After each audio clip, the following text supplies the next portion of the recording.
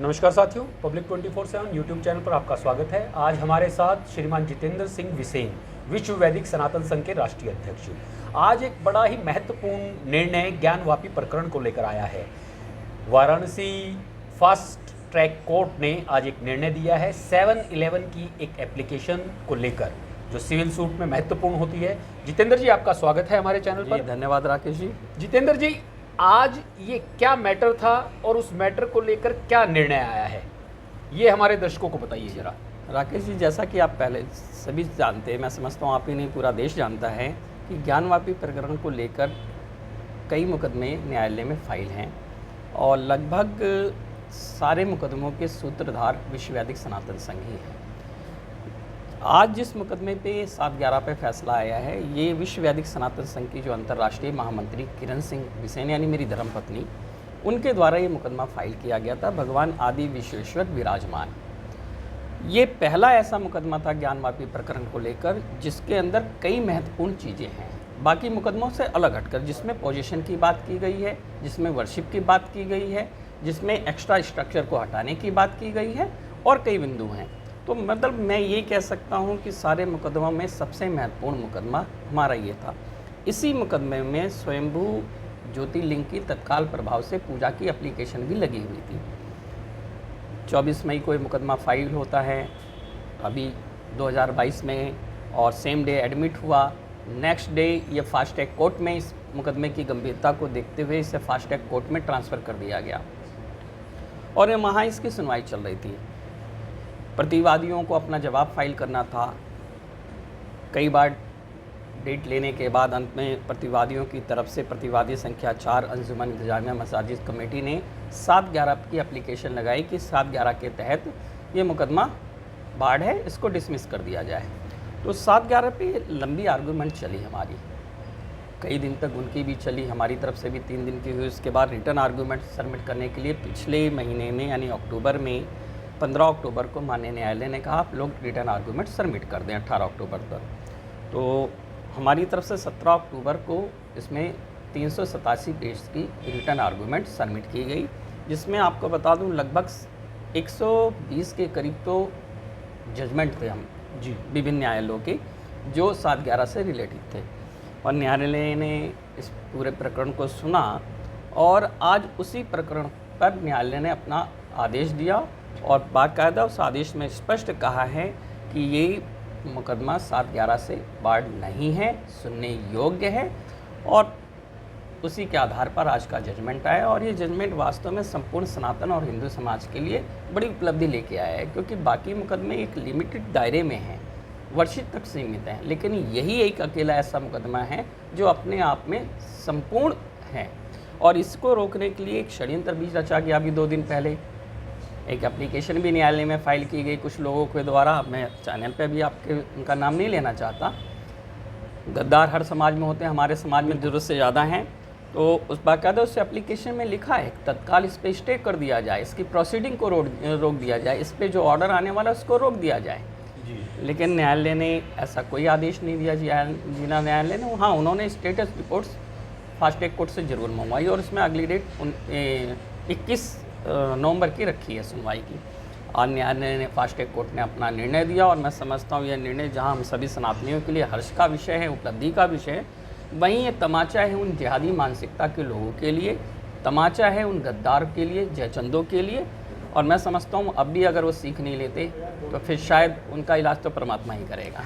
जितेंद्र जी, ये जो मुकदमा है ये आपकी सिंगल पिटीशन है या इसके अलावा और कोई पिटिशनर भी इस मुकदमे में आपके साथ इन्वॉल्व है? देखिए, इस मुकदमे में मेरी धर्मपत्नी श्रीमती किरण सिंह 3 तरह से तो वो खुद हैं। भगवान आदि विश्वेश्वर विराजमान, थ्रू नेक्स्ट फ्रेंड श्रीमती किरण सिंह, स्थान आदि विश्वेश्वर विराजमान, थ्रू नेक्स्ट फ्रेंड श्रीमती किरण सिंह, और एज ए डिवोटी की कैपेसिटी से भी वो हैं। उसके अलावा 2 और हैं, विद्याचंद और विकास शाह वाराणसी से जी। तो कुल मिला के 5 लोगों की तरफ से, 3 की तरफ से मेरी धर्मपत्नी ने इसका प्रतिनिधित्व कर रही हैं और 2 अन्य लोग हैं वाराणसी से। 5 लोग जो हैं ये पांचों के पांचों विश्व वैदिक सनातन संघ से संबंधित जी हैं? जी जी जी, ये सभी विश्व वैदिक सनातन, किरण सिंह विश्व वैदिक सनातन संघ के अंतर्राष्ट्रीय महामंत्री हैं। विकास शाह वाराणसी जिला के संगठन मंत्री हैं और विद्याचंद जी जो है वो हमारा फील्ड का काफ़ी काम देखते हैं। अब 7/11 की एप्लीकेशन के बाद जिस पर ये निर्णय आ गया है जी, ये निर्णय आने के बाद क्या स्थिति इस मुकदमे की है और क्या ये मुकदमा ही निर्णायक साबित होगा? जी, इसमें कोई दो राय नहीं है। मैंने पहले जैसे आपसे कहा कि सारे मुकदमों में यही एक ऐसा मुकदमा है जो सबसे महत्वपूर्ण है और इसीलिए विपक्षियों की भी और जयचंदों की भी नज़र इस मुकदमे पे सबसे ज़्यादा टिकी हुई है। इसको किसी तरह डिसमिस करवाने का प्रयास कर रहे हैं। ये मुकदमा इतना निर्णायक साबित होने वाला है, मैं बड़ी बात तो नहीं कहता। हालांकि इसमें जो अर्जेंट एप्लीकेशन लगी हुई है तत्काल पूजा प्रारंभ करवाने की, आदि विश्वेश्वर विराजमान की, भगवान की 2 दिसंबर नेक्स्ट डेट लगी है और उसी एप्लीकेशन पे सुनवाई शुरू होगी। तो अगर सब कुछ ठीक रहा, विधर्मियों की कोई चाल, जयचंदों की कोई चाल कामयाब नहीं हुई, तो बाबा विश्वनाथ, मैं समझता हूँ बाबा विश्वेश्वर का जलाभिषेक आने वाली महाशिवरात्रि से पूर्व प्रारंभ हो जाएगा। जितेंद्र जी, श्रृंगार गौरी के लिए मुकदमा भी आपकी तरफ से फाइल किया गया था, तो श्रृंगार गौरी से अलग हटकर ये मुकदमा कितना अलग है, कहाँ डिफरेंस है दोनों में? देखिए, श्रृंगार गौरी का मुकदमा जो है श्रृंगार गौरी की पूजा तक सीमित है। जी, श्रृंगार गौरी की नियमित पूजा जो 93 तक होती थी वो 93 में बंद कर दी गई। प्रशासन के द्वारा उसको रुकवा दिया गया। वो वर्ष में एक बार होती है और वो होती है चैत के चतुर्थ नवरात्र को। चैत माह के जो नवरात्र आता है उसके चतुर्थ नवरात्र को आज भी एक दिन होती है और उसको बाकायदा प्रशासन की देखरेख में वहाँ पूजा कर सकते हैं आप। उसकी नियमित पूजा के लिए मुकदमा फाइल किया गया था। ये मुकदमा मेरी बेटी की तरफ से यानी भतीजी की तरफ से, राखी सिंह की तरफ से मुख्यवादी वो है। हालांकि इस मुकदमे को बड़ा बदनाम किया गया, राखी सिंह मुकदमा वापस ले रही हैं, तमाम कुछ भ्रांतियां फैलाई गई उन विधर्मियों के द्वारा।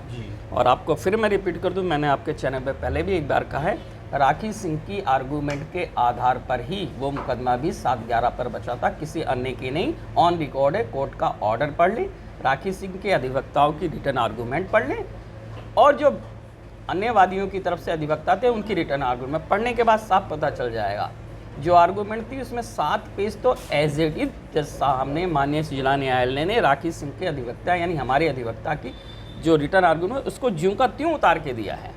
और आज के ऑर्डर में भी आपको बता दूं 90% ऑर्डर आप पढ़ेंगे तो हमारे अधिवक्ता शिवम गौर के द्वारा जो दिया गया रिटर्न आर्गूमेंट जो गई है, मान बहादुर जी, अनुपम त्रिवेदी जी सहयोगी रहे हैं।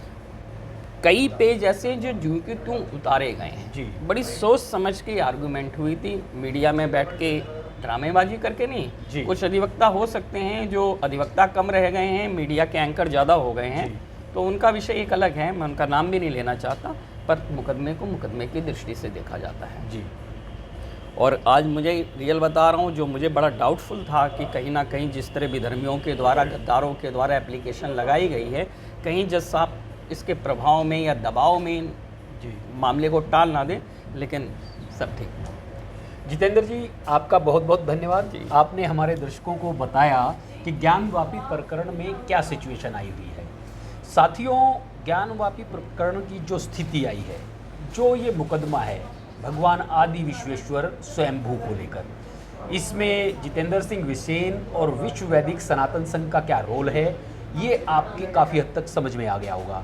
हम ईश्वर से प्रार्थना करते हैं कि यहाँ सफलता मिले और ईश्वर सभी भक्तों को उस दिशा में आगे बढ़ने के लिए प्रेरित करता रहे। जय हिंद, जय भारत, वंदे मातरम।